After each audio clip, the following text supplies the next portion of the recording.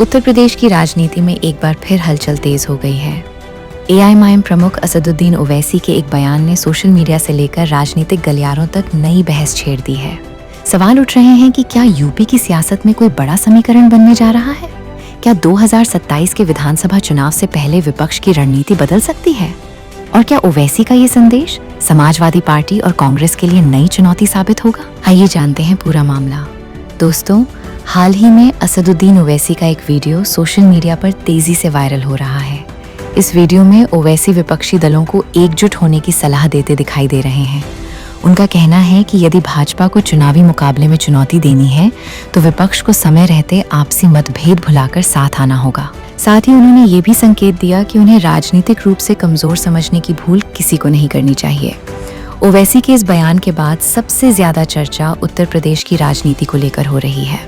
राजनीतिक विश्लेषकों का मानना है कि अगर विपक्षी दलों के बीच सीटों के बंटवारे या गठबंधन को लेकर सहमति नहीं बनती तो इसका असर वोटों के बिखराव के रूप में देखने को मिल सकता है। ऐसे में सवाल उठ रहा है कि क्या समाजवादी पार्टी, कांग्रेस और एआईएमआईएम भविष्य में किसी साझा रणनीति पर विचार करेंगे या फिर अलग अलग चुनावी मैदान में उतरेंगे?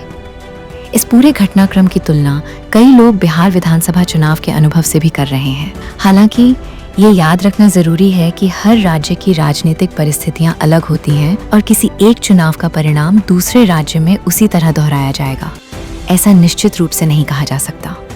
फिर भी विपक्षी एकता का मुद्दा लगातार चर्चा में बना हुआ है। ओवैसी ने अपने बयान में ये भी कहा कि उनका उद्देश्य भाजपा को राजनीतिक चुनौती देना है और इसके लिए विपक्ष को एकजुट होकर रणनीति बनानी चाहिए। उनके इस संदेश को अलग अलग राजनीतिक दल अपनी अपनी तरह से देख रहे हैं। अब सबकी निगाहें इस बात पर हैं कि समाजवादी पार्टी, कांग्रेस और अन्य विपक्षी दल इस संकेत पर कैसी प्रतिक्रिया देते हैं। सबसे बड़ा सवाल यही है कि क्या 2027 के उत्तर प्रदेश विधानसभा चुनाव से पहले नए राजनीतिक गठबंधन की तस्वीर बनेगी?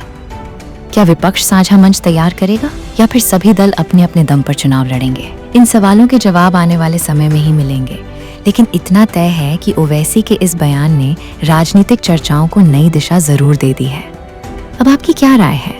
क्या उत्तर प्रदेश में विपक्षी दलों को एक साथ आना चाहिए या अलग अलग चुनाव लड़ना चाहिए? अपनी राय हमें कमेंट बॉक्स में जरूर बताइए। अगर आपको यह जानकारी उपयोगी लगी हो तो वीडियो को लाइक करें, चैनल को सब्सक्राइब करें और बेल आइकन जरूर दबाएं ताकि राजनीति से जुड़ी हर बड़ी खबर सबसे पहले आप तक पहुंचे।